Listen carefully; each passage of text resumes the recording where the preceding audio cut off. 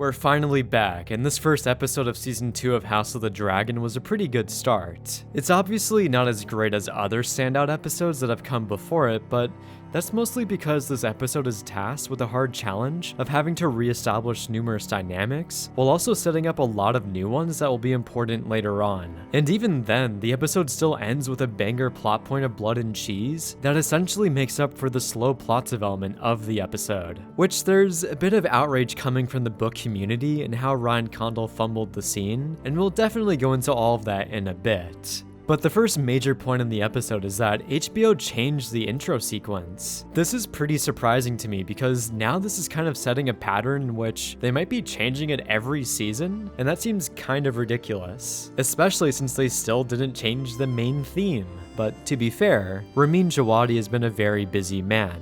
It would be disappointing though if they use the same theme for every spin-off show. Going back to the actual intro sequence, I think it's a pretty creative idea to represent the dance via embroidery. It's a very artful representation of different events in the show, while also thematically making this feel like a point in history because it's being immortalized into this canvas. This allows the creators to use this style as a blank canvas in the future, since they can literally do anything with it, and there are a lot of Easter eggs to find as well. So I'll be pretty surprised if they flat out change the entire intro sequence again for Season 3. Then going into the actual episode, we get brought back to Winterfell and the Wall, which is a pretty nice and warm way to start the season. We also hear the iconic Stark theme and the Wall/Nightwatch theme, which definitely imbues this opening with even more nostalgia. As for the scene between Jacaerys and Cregan, it felt a bit exposition heavy and I wasn't that much of a fan of the acting. Between the two of them, it came off as being pretty stale and wooden. Whilst your men guard against wildlings and weather,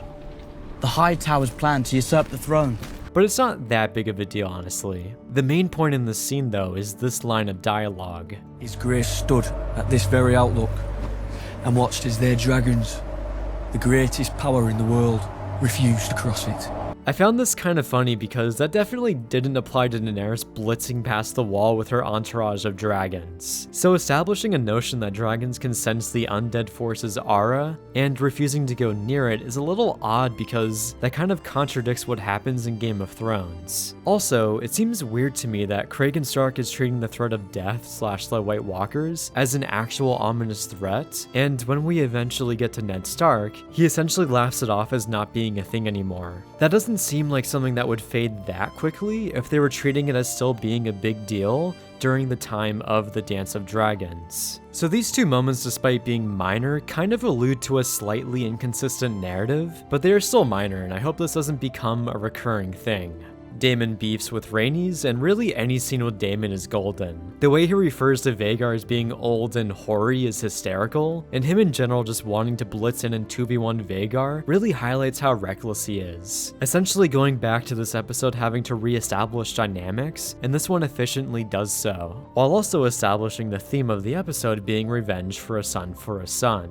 Going over to King's Landing, my favorite aspect of the episode outside of blood and cheese is how Ryan Condal portrays Aegon as a ruler. He's essentially a rich frat kid inheriting his father's empire and is now being forced to run it. However, he never paid attention to any of his lessons, and he clearly has no idea what he's doing. This is exemplified the most during the scene of him listening to petitions, and Otto Hightower drastically contrasting him with his extensive experience. The set design and how the throne is laid out expertly undercuts Aegon's weight as a ruler because he's being humiliated by Otto's long walk of silence to blatantly correct Aegon's mistakes. In Game of Thrones, this was a lot more natural since the Hand was always able to stand right next to the king, but because of this set, it really lambasts and exposes Aegon's flaws much more. Larys is also standing off to the side like Littlefinger and is taking note of this humiliation. Him coming up to Aegon and essentially beginning a thread of conflict of Aegon most likely rejecting Otto will be very interesting, since I'd assume Larys would naturally try to weasel his way into the Hand position if Aegon were to dismiss Otto. This kind of internal conflict adds so much depth to the narrative, and Larys is in a terrifying position now. He's clearly gotten out of control by planting his own personal servants that are definitely reporting to him, is holding contempt towards Alicent since she's shagging Kristen Cole, and now his sights seem to be on replacing Otto Hightower by sowing conflict between him and Aegon.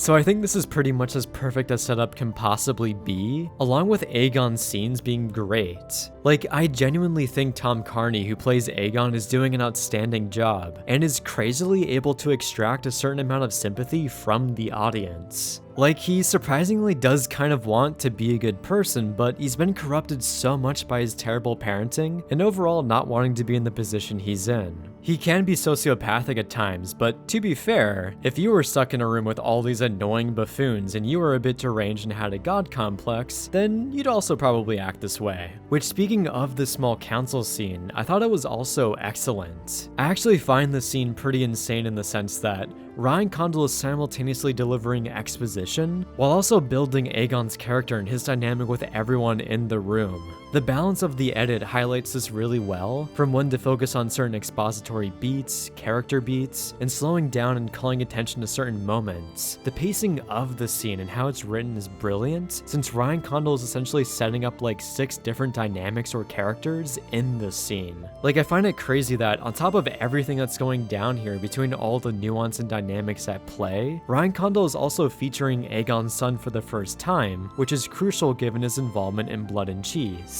So even though build-up, exposition, or general setup can be perceived as being boring in a way, I think Ryan Condal energizes this scene and surprisingly makes it very enjoyable. In terms of setup for the overall episode, there are some moments that you could probably condense down or cut, but that would honestly be a bit nitpicky, and most of what we see is pretty essential for the upcoming story. I also find it interesting how Otto and Alicent are finally banding together in a way, since they're losing their control over Aegon, especially since their relationship in the first season was pretty rough since Otto was forcing Alicent to be the centerpiece of his plan of stealing the throne. That kind of past turmoil imbues their scene together with so much nuance in terms of acting, and especially since they heavily understand each other by this point. Then, before going into Blood and Cheese, I found the overall funeral of Lucerys to be very well done. I think cross-cutting it with Alicent lighting her candles really highlights her humanity. She may be perceived as a villain in terms of her rationalizing usurping the throne with Viserys' ramblings, but that doesn't mean she's without compassion. She's essentially the beating heart of the Greens and is the primary character for the audience to relate to on their side, and I think Ryan Condal does a good job with establishing that. Because without her, it would be pretty dire as to who we can really sympathize with. And you could make them just be the villains, which they kind of are. However, I think it adds a lot more complexity where both sides have a sympathetic viewpoint that rationalizes and justifies their actions, even though it may be the wrong course. Given the end of the episode as well, it'll be interesting to see how Alicent grows as a character as she's finally met with loss on her side, and whether or not she becomes more jaded and is accepting of violence. And I don't know if it'll ever come to fruition, but I really hope that Alicent and Rhaenyra have a future scene together. That seems pretty essential to kind of document and explore their growth by contrasting their past and future selves in a dialogue scene together. That would definitely be a banger of a scene, and I can see that kind of confrontation being within the finale. So now, we're finally at Blood and Cheese, and if you don't know, there's quite a bit of outrage surrounding this scene from people who have read the books. Apparently, in Fire and Blood, the scene plays out differently in which Aegon has another son named Maelor, and they allow Helaena to choose who dies. She picks Maelor because he's younger, and to kind of screw her over, they kill the older son instead, which essentially scars Maelor because now he has to live with the fact that his mother chose him to die over his brother. So in terms of a narrative comparison to the show's rendition, the book's event is technically better because it goes beyond just killing a son and also scars the other. But the show's version is still nonetheless great because it still functions as the same plot point. I've seen people go as far to say that this was completely botched and was an example of terrible writing, along with people's expectations of the scene being on the same tier as the Red Wedding, which is an extremely high bar and wouldn't be accomplishable in my opinion, especially since we don't have seasons worth of build-up with these characters. The show's version is still able to capture and display a high bar of tension between the atmosphere of the rain, and the music adding this feeling of crisis and urgency. Like when Blood pulls out the knife and desperately tries to find Amendora's son, the music escalates and drives up your adrenaline, and then it slowly comes down as we witness this horrific scene play out. So from that perspective of building the scene up to this moment, I think it's pretty outstanding, and another cool detail is that Cheese can be found twice throughout the episode before he's introduced. But going to the actual moment of Helena pointing out her son, people are also upset that there wasn't some kind of Catelyn Stark freak out moment. Even though it's clearly established in the beginning of the scene where if she makes a noise, she'll be killed along with her daughter.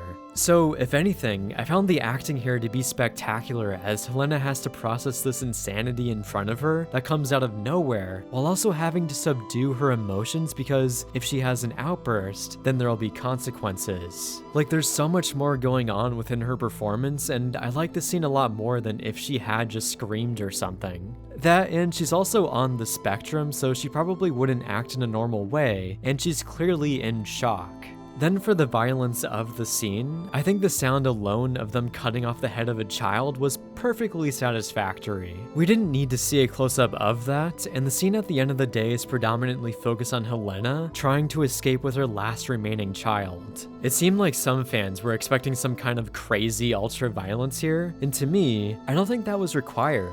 Like, what did you want them to do? Explode the child out of the bed or something? While Game of Thrones has had a lot of on-screen violence in the past, that doesn't necessarily characterize and define the show. If anything, some of the biggest moments like Ned Stark's execution cuts away before we see the gore, and the creators opt to show Arya's reaction in place of that. I'd argue that the writing surrounding these major moments and the emotion of them is what defines and makes them outstanding. And the same applies to Blood and Cheese. And I think the detailed and meticulous sound design used for the beheading of a child easily gives you the ability to visualize what they're doing. And it's not like House of the Dragon in general has strayed away from showing on-screen violence or anything.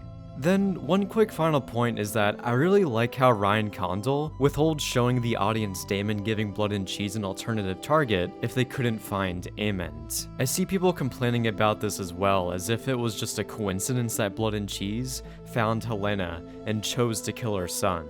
But in actuality, the writers decided to go for a scene with more ambiguity that plays up the suspense because you know that Aemond won't actually die, and it essentially makes their target a mystery going into the scene, which I thought was pretty clever. The scene before this where Aemond and Kristen Cole are talking has quite a bit of tension too, given that Ryan Condal just set up that there's a ticking time bomb of Blood and Cheese in the Red Keep. So it adds a deeper layer of suspense to this scene. Like Otto walking in and catching them off guard was a clever little fake out.